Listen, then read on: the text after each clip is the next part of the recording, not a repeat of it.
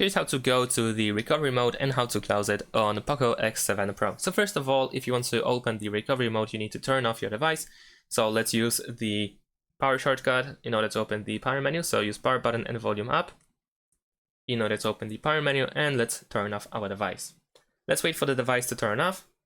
And the next thing that you need to do is press and hold the power button and volume up button. But once you see the POCO logo, you want to release the power button but keep holding the volume up button. So let's do this.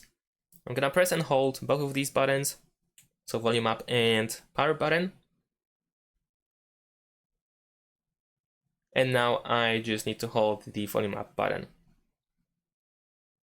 And after a few seconds, we should see the menu of the recovery mode.